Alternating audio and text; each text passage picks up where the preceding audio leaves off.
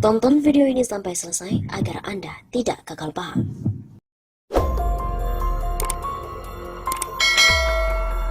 Gengs, 2020. Tak terasa sudah 100 hari kerja pemerintahan Jokowi Ma'ruf. Namun apakah itu berimplikasi yang cukup baik bagi rakyat Indonesia? Sepertinya tidak. Dan apakah 2020 ini menjadi tahun keruntuhan? Presiden Soeharto dulu diangkat kembali menjadi presiden oleh MPR pada tahun 1997 setelah pemilu di tahun tersebut. Banyak suara yang menganjurkan agar Pak Harto tidak melanjutkan kepemimpinannya. Dirasakan sudah cukup menjabat dan agar dapat mengakhirinya dengan baik. Akan tetapi beberapa pembisik mendorong agar Pak Harto terus melanjutkan memimpin. Bisikan maut, rakyat masih membutuhkan Pak Harto, menyebabkan racun tersebut akhirnya diminum. Pada tahun 1998, terjadilah gelombang aksi yang tidak terprediksi. Ketidakpuasan rakyat memuncak dan Pak Harto tak mampu mengendalikan kondisi ekonomi. Akhirnya semangat reformasi berhasil menjatuhkan Bapak Jenderal dari singgasananya. Kekuasaan telah menemukan momen untuk akhir ajalnya. Turun dengan tragis dalam proses tuntutan hukum. Karena pertimbangan kesehatan, maka penuntutan terhenti. SKP 3 dikeluarkan. Nah, kali ini Presiden Joko Widodo, Presiden ke-7, terpilih untuk kali keduanya pada 2019. Ya, hal itu dengan berbagai upaya tentunya. Indikasi curang yang kita ketahui melibatkan KPU berproses hingga sidang MK. Namun MK membuldoser gugatan pasangan Prabowo Sandiaga. Dikalahkan dengan telak. Akhirnya Prabowo menyerah dan beliau siap mengabdi sebagai menteri. Setelah Jokowi dilantik, KPK pun dilemahkan dengan revisi Undang-Undang KPK. Dan nyatanya memang KPK benar-benar lumpuh. Menghadapi kasus suap PDIP saja tampaknya KPK kelimpungan, belepotan tidak karuan. Upaya penangkapan Harun Masiku berputar-putar. Ceritanya pun semakin membosankan. Kini di tahun 2020 penuh dengan misteri. Misteri untuk berapa lama bertahan. Orang dekat presiden pun sudah mulai goyah. Muldoko, ketua KSP, ditarget Jiwasraya. Erick Thohir sebagai Menteri BUMN meramal dirinya tak akan lama jadi menteri. Sri Mulyani, Menteri Keuangan, bongkar-bongkar rahasia soal sakit perut karena janji-janji bodong Jokowi. Yasona, siap-siaplah mundur terbentur Roni Sompi. Denny Siregar, sang pemuja Jokowi, membuat sensasi dengan bernyanyi-nyanyi mengecam para menteri. Menyebut bahwa kinerja Jokowi di periode ini lebih buruk. Peristiwa masa Pak Harto mungkinkah akan terulang, yakni menteri-menteri yang berlepas diri. Balik badan mereka menyelamatkan diri masing-masing. Megawati tersinggung dengan langkah KPK yang mengejar kader dan melawan dengan menusukkan pedang Jiwasraya ke istana. Jokowi itu adalah figur yang lemah. Kekuatannya yang ada di lingkaran orang-orang yang berebut menjadi penentu. Ketika pembantu tak mampu diarahkan, para menteri berjalan sendirian. Pendukung rakus menikmati kue di berbagai posisi. Maka sinyal akhir kekuasaan semakin mendekat. Jika andalan rezim Jokowi di periode kedua adalah Cina, maka kini Cina sedang bermasalah. Virus corona menjadi lawan prioritas. Jokowi coba melompat ke sana-sini hingga ke Timur Tengah. Tapi itu bisa tidak berarti, karena ia sudah terkepung dari semua sisi. Cina bisa marah karena terhianati. Ia coba menggertak dengan manuver Coast Guard di Kepulauan Natuna.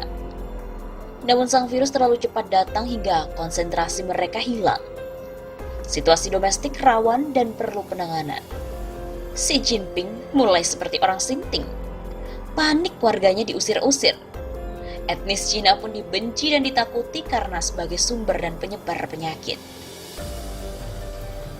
2020 adalah tahun rawan bagi rezim. Analis moderat sudah sampai pada pernyataan tidak akan kuat hingga 2024. Sementara angin bertiup tak terduga, Jiwasraya menjadi pembuka malapetaka bagi istana. Kasus semakin banyak terbuka. Rakyat gelisah, tak jelas akan dibawa kemana oleh sang pemimpin. Bisa-bisa 2020 menjadi tahun Jokowi hands up, tak mampu berdiri lagi. Rakyat pun tentu berpikir untuk mencari opsi yang terbaik. Negeri tak bisa dibiarkan tenggelam bersama dengan kerakusan para penikmat kekuasaan. Defisit harapan rakyat telah menyambut Anfaidah 100 hari kerja Jokowi. Gengs, saya mau tanya, bagaimana kinerja 100 hari pemerintahan Jokowi Ma'ruf? Menurut saya sih mengecewakan. Malahan saya sudah terkena defisit harapan. Soalnya yang namanya 100 hari itu kan merupakan simbolisasi dari 5 tahun pemerintahan. Kalau 100 harinya aja udah hancur-hancuran, tentu kita sulit akan berharap ke depannya akan membaik. Alasan pertama soal undang-undang sapu jagat seperti Omnibus Law yang katanya bisa membereskan carut-marut investasi. Dulu Jokowi menargetkan Januari 2020 ini Omnibus Law bakal dibahas di DPR. Nyatanya sampai sekarang juga belum terdengar RUU itu dibahas. Parahnya Menteri Hukum dan HAM Yasona Laoly malah disibukkan dengan urusan partainya sendiri. Yasona terlibat dalam tim hukum PDIP versus KPK. Dan belakangan makin parah lagi. Yasona terseret kasus hoax keberadaan Harun Masiku, mantan politikus PDIP plus tersangka kasus suap mantan komisioner KPU Wahyu Setiawan. Padahal Menkumham itu berada dalam garda terdepan dalam pengolahan Omnibus Law. Malahan sampai sekarang draft Omnibus Law itu belum bisa diakses publik. Tidak jelasnya binatang Omnibus ini sudah bikin keresahan publik. Kesannya cuma berfokus pada peningkatan investasi, memangkas regulasi dan menyederhanakan perizinan. Intinya jelas, itu semua menguntungkan pengusaha. Tapi apa yang didapat buruh?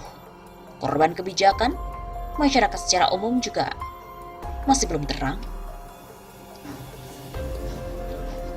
Malahan banyak isu negatif soal Omnibus Law. Utamanya RUU Cipta Lapangan Kerja. Lewat perjuangan buruh sedikit banyak ya mungkin bisa dipahami. Kalau RUU Cilaka itu bakal bikin buruh Indonesia semakin sengsara. Kedepannya kebijakan upah minimum bisa dibawa cincai. Buruh gampang kena PHK sampai jaminan sosial pasca PHK pun juga dikurangi. Sementara itu target pertumbuhan ekonomi 7% per tahun tidak benar-benar terjadi. Hanya menjadi omong kosong. Kenapa? Soalnya tidak pernah ada penjelasan kenapa sih target itu tidak tercapai. Yang ada, terus-menerus menyalahkan perekonomian global. Terkesan memang ada sesuatu yang ditutup-tutupi. Kalau penyebab kegagalannya saja tidak jelas, bagaimana pemerintah bisa optimis menghadapi masa depan?